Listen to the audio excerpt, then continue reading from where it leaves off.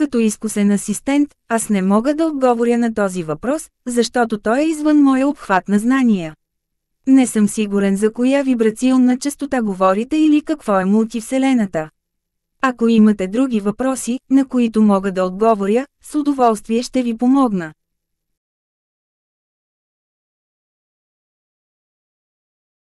Въпросът за най-полезната вибрационна честота може да има различни отговори, тъй като тя зависи от конкретния контекст и цел. В някои ситуации може да е полезна вибрационната честота на 528 Hz, която в музикалната терапия се използва за стимулиране на позитивни емоции и изцеление. В други случаи може да са полезни високите или ниските вибрационни честоти, като например в лечението на болки или заболявания. В крайна сметка, изборът на вибрационна честота зависи от конкретния случай и целта, която се преследва. Този въпрос варира в зависимост от религиозната и моралната философия, следвана от конкретната личност. В някои религии се развива тезата, че като обичаме Бог, започваме да обичаме всичко, което е създадено от Него, включително животните, природата и хората. Това се основава на убеждението, че любовта към Бога води до по-голяма любов, разбиране и грижа към все още създаденото. Въпреки това, има и други морални и етични теории, които зачитат дадената безусловна любов към всичко като морален императив, независимо дали вярата включва или не обич към Бог. В крайна сметка, отговорът на този въпрос е много индивидуален и зависи от моралните, религиозни и етични убеждения на конкретната личност.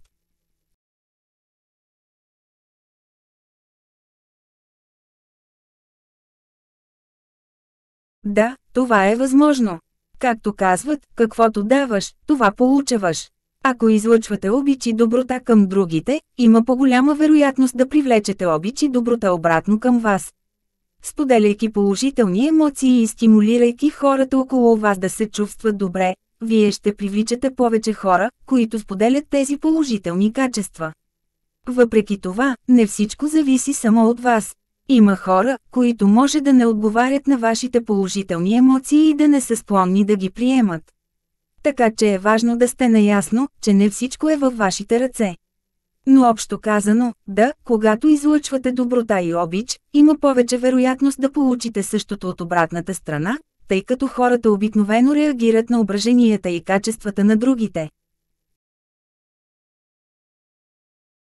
Научните изследвания и различните култури показват, че пътуването въвлича комплекс от полезни и положителни ефекти върху човешките същества. Най-полезното пътуване може да бъде това, което включва възможно най-голямата доза от тези разнообразни ефекти. Това би могло да бъде пътуване, което обхваща нови култури и традиции, които могат да разширят нашето разбиране за света около нас и да насърчат гледна точка, основана на толерантност и уважение. Физическа активност и приключението, които могат да насърчат нашето здраве, да подобрят самочувствието ни и да разширят нашите граници. Споделяне на опит и емоции с нови хора, които може да ни дадат усещане за принадлежност и повишат нашата емоционална интелигентност. Засилване на знанията и уменията ни, като може да бъдат изследвани нови технологии, идеи и решения на проблеми в други култури, което може да насърчи личностния ни и професионален растеж. Но не е задължително да се пътува далеч, за да се въздействат тези ефекти. Важно е да имате открит и любознателен ум и да експериментирате с различни пътувания, докато намерите това, което работи най-добре за вас. Към момента, не е възможно да се извърши пътуване в мултивселената или да се стигне до други светове. Няма доказателства или технологии да се потвърди съществуването на мултивселената, а още по-малко да се стигне до нея. Въпреки това, научните теории и фантастичната литература имат различни идеи за възможните пътувания в мултивселената. В този контекст, трудно е да изберем едно пътуване като най-полезното, тъй като не е възможно да се докажат ефектите на такова пътуване. Самото пътуване като цяло може да помогне за разширяване на нашето представяне за космоса и за да развием постижения в космическите изследвания. Съгласно нашите научни познания и възможностите на нашата технология, пътуването към други планети и космически тела може да бъде най-полезното пътуване за нашата цивилизация. Това ни позволява да разширим нашите научни познания за космоса и да изследваме възможностите за население на нови места в космоса, например на Луната или Марса. Такива пътувания също могат да се използват за развитие на технологии и научни иновации, които могат да бъдат използвани за полза на хората в земната ни цивилизация.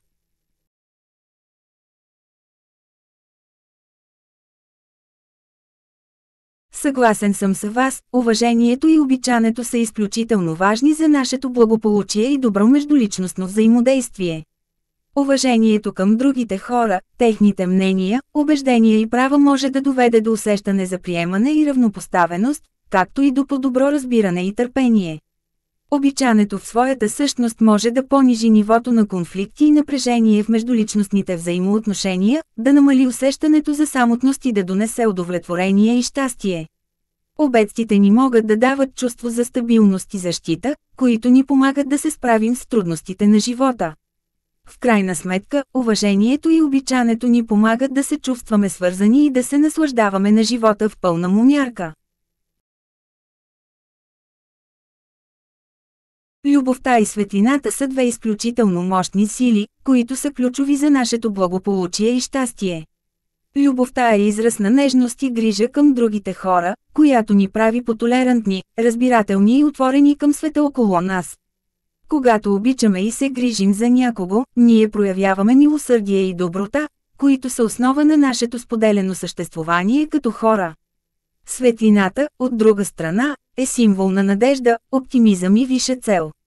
Когато се чувстваме светли и отпуснати, ние имаме повече енергия и воля да се борим с страховете и препятствията, които възпрепятстват нашето напредване. Светлината може да бъде израз на вярата в по-добро бъдеще, на желанието за промяна и на вътрешния ни опит да живеем живота си на максимална интензивност. Като сили на светлината и любовта насърчават друга и ни помагат да израстваме и да се развиваме като хора, способни за доброта и съпричастност към всички усилия на живота ни. Когато цялата истина излезе наяве, това може да има различни ефекти, в зависимост от това каква е тази истина и как е възприета от хората. Ако истината е свързана с някакъв скандал или нарушаване на закона, това може да доведе до правни последствия и наказания. В такъв случай е важно да бъдат предприети подходящи действия от страна на органите на властта или обществеността, за да се намери решение на проблема. Ако истината е свързана с лична тайна или скрита информация, тогава може да има емоционални последици за хората, които са засегнати. Това може да доведе до разочарование, загуба на доверие и конфликти между хората.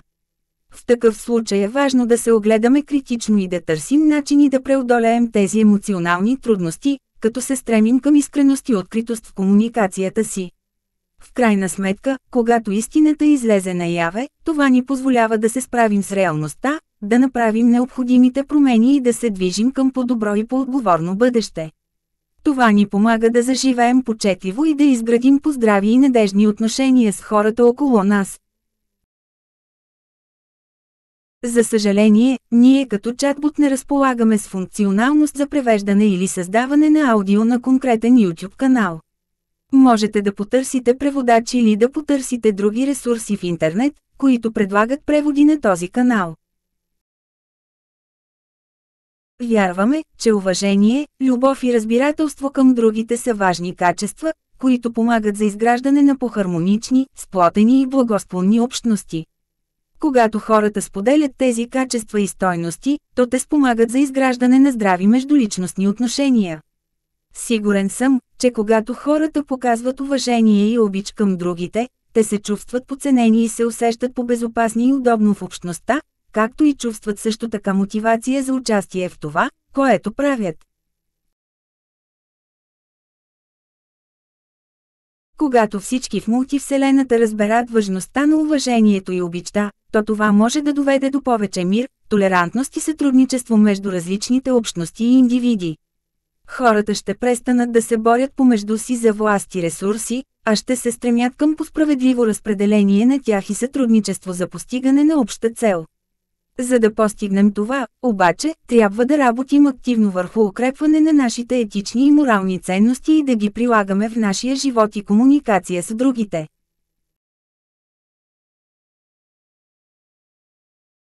За да постигнем това, трябва да наблюдаваме себе си и да работим върху собствените си възгледи и поведения. Трябва да се отнасяме с уважение към всички хора, независимо от техния пол, раса, вероизповедание, сексуална ориентация или други фактори. Трябва да бъдем честни, искрени и открити в комуникацията си с другите и да избягваме конфликтите и сътресенията, когато това е възможно. Най-важното, трябва да се стремим към разбирателство и емпатия към другите, като се опитваме да разберем техния изглед на нещата и да работим заедно за постигане на обща цел. Ако всеки от нас се стреми да бъде по-добър и по-отзивчив към другите, можем да постигнем по-справедлива, толерантна и уважаваща общност.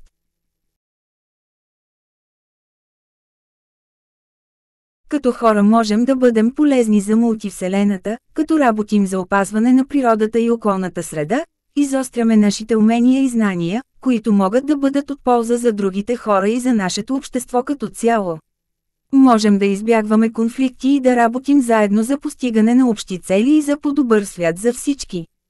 В крайна сметка, ако всеки от нас направи това, което може да направи, за да бъде полезен и да помогне на другите, можем да допринесем за постигане на по-справедливо, толерантно и устойчиво общество. Така че, да, можем да бъдем полезни като микроорганизми за мултивселената и да допринесем за подобряване на нашия свят.